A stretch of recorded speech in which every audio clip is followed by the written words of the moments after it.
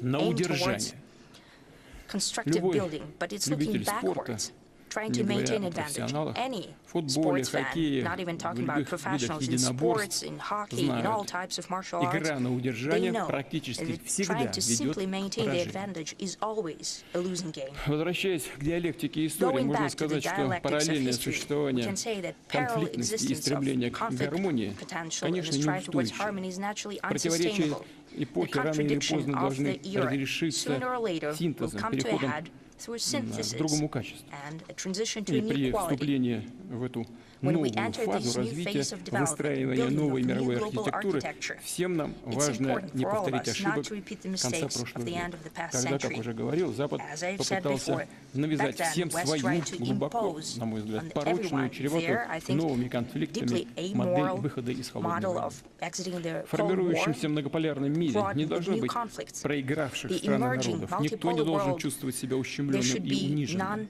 countries Только and тогда мы nations that сможем feel that they've обеспечить lost. No one действительно should feel долгосрочные условия discriminated для against and всеобщего, humiliated. Only справедливого with и that we can безопасного ensure a развития. truly long-term conditions Стремление for к сотрудничеству comprehensive, и just and safe взаимодействию development. уже сейчас, The без strive towards сомнения, cooperation берет and верх, interaction is now, преодолевая without doubt, острейшие gaining the ситуации. upper hand, overcoming Можно most смело acute сказать, что это и situations. есть We can boldly say международный that it is мейнстрим, indeed the international магистральное mainstream and течение the course of событий. events. Конечно, находясь в Naturally, being эпицентре at ground zero of тектонических tectonic сдвигов, shifts вызванных caused by глубинными изменениями sea мировой changes in системы, global трудно system, it's hard to предсказывать forecast the будущее. future. А поскольку нам But as we know, известно the общее general направление direction of изменений change от гегемонии from к hegemony сложно to a устроенному миру complex многостороннего world of multilateral сотрудничества, cooperation, можно we can попробовать try очертить to хотя бы draw некоторые certain грядущие контуры. Вот наступая certain на Валдайском outlines of the форуме в future. прошлом году, Speaking at позволил the себе Valdai изложить Forum 6 last year, принципов, которые, на I've наш spoken взгляд, about 6 должны быть principles положены в that основу we believe should отношений be на the новом foundation историческом for этапе relations развития. at the new historical stage. Произошедшие события и время, events and the на мой time that взгляд, has только passed since then, I подтвердили и believe, справедливость, и only confirmed обоснованность выдвинутых The proposed предложений. notions were both Я justified попробую and well-founded. развить. I will try to Первое. build on them. Открытость Number one, взаимодействию является openness towards важнейшей cooperation is ценностью a для crucial подавляющего value for большинства an стран и народов. overwhelming majority of Попытки countries and возведения nations. искусственных Attempts to барьеров build artificial порочны не barriers только are тем, что vicious тормозят not only нормальное through the fact и that they выгодное stand in the всем way of экономическое normal and развитие. beneficial Прерывание economic связей, development for everyone. прерывание связей особенно опасно в Disconnection условиях of природных ties is катаклизмов, especially социально-политических dangerous потрясений, during без natural которых, увы, не disasters обходится and международная social and практика. political shocks, which is Недопустимы, например, unfortunately the way ситуации, of life. подобные той, The что situations случилось are в прошлом году unacceptable, после like the situation that катастрофического happened after the землетрясения в Малой catastrophic Азии. Исключительно по earthquake политическим in Asia причинам Minor. было For purely заблокировано political reasons, оказание помощи народу aid was Сирии. blocked towards the Некоторые nation of районы, Syria. Some которые of сильно its пострадали от regions удара were стихии. tremendously И такие affected by примеры, the natural когда phenomenon. And эгоистические, such examples, конъюнктурные when интересы egotistical, препятствуют реализации myopic всеобщего interests блага, stand in the way вовсе не of единичны. overall prosperity, are not Безбарьерная unique. среда, о которой Very free говорил в прошлом environment that году, I это spoke залог about не last только year is key экономического not only to процветания, economic но и prosperity, but удовлетворения also to острых satisfying гуманитарных acute нужд. А в humanitarian условиях needs. новых вызовов, And среди amid new которых challenges, и among последние them are the consequences of последствия стремительного развития технологий, человечеству rapid просто growth of жизненно technologies, it's необходимо imperative that объединять humanity pulls their интеллектуальные усилия. intellectual efforts Показательно, together. что основные It's telling противниками that открытости стали today сегодня те, кто openness совсем недавно, is currently mostly being opposed by вчера, those что who just recently, больше всех yesterday, as it поднимали ее were, на щит. used Сегодня те же to силы и call люди пытаются themselves its использовать greatest ограничения как champions. Today, инструмент the very same давления на forces and people are инакомыслящих. trying to Из instrumentalize этого restrictions to ничего exert не pressure on выйдет по those who той же think differently. самой But причине. this is not going to Огромное work мировое due to the большинство very same за reason. An открытость overwhelming без world majority политизации. favors openness without Второе. any Мы politicization. всегда говорили о Second, многообразии we've мира always как spoken обязательном about условии world его diversity as a устойчивости. sine qua non Может to ensure its показаться stability. парадоксом, It might seem like a чем paradox. пестрее, тем сложнее выстроить For the единую more mixed the картину. world is, the more complicated it is И, конечно, to build a single универсальные framework. нормы здесь And вроде of бы должны course, помочь. Могут ли universal они это сделать? norms Спора should нет. be of help. Это Could they сложно, help that? не просто сделать. There's Но, no denying it. во-первых, It is a не difficult должно быть task. ситуации, когда модель But одной страны first, или It относительно shouldn't come to a небольшой point части when a человечества model of a берется single country or за a что-то relatively универсальное small и part of навязывается humanity всем is остальным. taken as something И второе, universal and никакой imposed условный, on all даже the вполне rest. демократически Secondly, выработанный no кодекс conventional or невозможно be взять quite раз и democratically навсегда developed предписать как cannot директиву, be как неоспоримую perceived истину. and prescribed as a Международное directive сообщество — and это живой irrefutable организм, truth once and for all, ценности и because the уникальность international которого в его community is a living цивилизационном organism многообразии. whose worth and Международное uniqueness право — consist продукт in its договоренностей civilizational даже не diversity, стран, а whereas the народов. international Ведь law is an outcome правовое of agreements сознание — among неотъемлемая peoples rather than и countries, because самобытная legal часть каждой consciousness культуры, is an каждой indispensable цивилизации. and unique part of Кризис each culture and международного each права, civilization. The о котором crisis сейчас of the говорят, это в international некотором law смысле that has been кризис spoken роста. about in a Подъем народов и sense культур, is которые growing раньше pains, по тем или because иным причинам the fact оставались that peoples на and политической cultures that периферии, due означает, to что их different reasons собственные in the самобытные past представления used to о be праве и left in the справедливости political играют все более sidelines are весомую currently роль. in Они the разные, ascendant, отнюдь and it means разные. that their Отсюда unique можно perceptions and может views and возникнуть notions впечатление of right разнобоя и and какофонии justice какой-то. and Но это law лишь are первый этап playing an становления. increasingly И significant role in убежден, the что world. новое It устройство might возможно только seem на like there принципах is a lack of coordination and многоголосия, dissonance, but гармоничного this is just the звучания всех formative stage, музыкальных and I'm тем. confident Если угодно, that мы the world движемся can only к be built on the мироустройству principles of не polyphony, столько with all the themes being woven together in harmony. If you will, we are moving to a polyphonic world rather than a polycentric world, a world in which all the voices have to be heard and, what's most important, listened to, and those who've grown accustomed to playing solo and who wants to continue doing that will have to get used to living in a new world, playing to a new score. I spoke about the international law after the Second World War. The international law is based upon the UN Charter, which was written after the Second World War, but the world is changing. New мощные экономики растут, poles of выходят growth на are первое место. emerging, Но, конечно, нужно, powerful economies are growing, чтобы правовое регулирование тоже менялось. getting to Конечно, the аккуратно это надо делать, но foreground. это And of неизбежно. course, international law has to Право change, but it has to be отражает very cautiously наоборот. done. Третье. Мы не раз говорили, что We've spoken on multiple новый мир occasions может успешно that развиваться a new только на world принципах can only максимальной develop successfully представительности. based on the Опыт principle последних пары of десятилетий наглядно продемонстрировал, к representation, чему maximum приводит representation, узурпаторство, and the чье-то стремление last 2 присваивать decades себе право have говорить clearly и действовать как demonstrated и the других. consequences of Те, кого usurpation принято or называть attempts at великими державами, appropriating привыкли the rights и to speak and act on приучились behalf of считать, others. что они Those имеют who are право conventionally определять, dubbed the great в чем powers have состоит grown accustomed интерес to thinking других. that they have the right Вот to интересно. determine the interests of others. Фактически диктовать другим их Basically, национальные интересы. growing исходя used из to своих dictating собственных.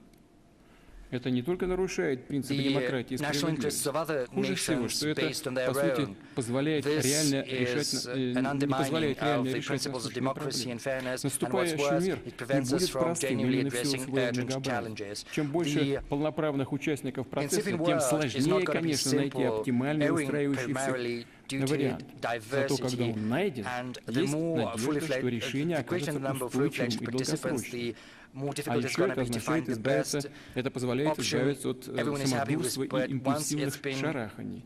И, found, напротив, it's сделать gonna make политические the world more процессы sustainable осмысленными и and рациональными, durable, and руководствуясь it'll help принципом us разумной get rid of достаточности. petty tyranny and knee-jerk political Так, по большому zigzagging, счету, этот and it'll принцип also заложен render же political processes more thoughtful and rational based on the principle Этот of принцип reasonable в Совете sufficiency.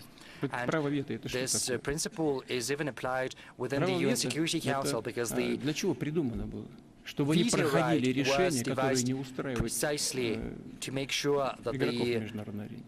decisions that Хорошо это или the плохо? political Ну, плохо, наверное, для stakeholders кого-то, что are not одна happy из about сторон do not pass. Is that good or is ставит it барьер bad? при Probably not принятии very решений. good, Ну, but хорошо. it creates certain В barriers том when смысле, decisions что are to не be made. проходят But it's решения, also very которые good кого-то не because устраивают. it О чем prevents это говорит? Это decisions говорит, from being ну, о passed чем? if Идите someone в is переговорную not комнату и договаривайтесь. happy with them. So it means that you have to get back to the Смысл negotiating table and поскольку hammer мир out становится an agreement. многополярным, But since the надо world найти is такие becoming инструменты, multipolar, которые позволили бы we have to come расширить up with применение instruments механизма that will подобного help рода. us В каждом конкретном expand the случае use of решение должно similar быть не просто mechanisms in each particular коллективным, case. а включать тот A состав solution has to be not участников, just кто collective, it способен also внести has to содержательный и involve значительный the вклад в participants and регулирование the проблем. stakeholders that Это are прежде capable всего of те making a участники, которые substantive and непосредственным significant образом contribution заинтересованы найти to позитивный settling the выход из problem. ситуации. This Потому что involves от primarily этого those who на are деле interested зависит in a их positive будущее, outcome because безопасность, значит и their процветание. future, Нет security, числа and примеров hence того, как prosperity сложные, depend on но на that. самом There are деле numerous разрешаемые examples противоречия соседних of стран и cases народов when conflicts, though превращались в solvable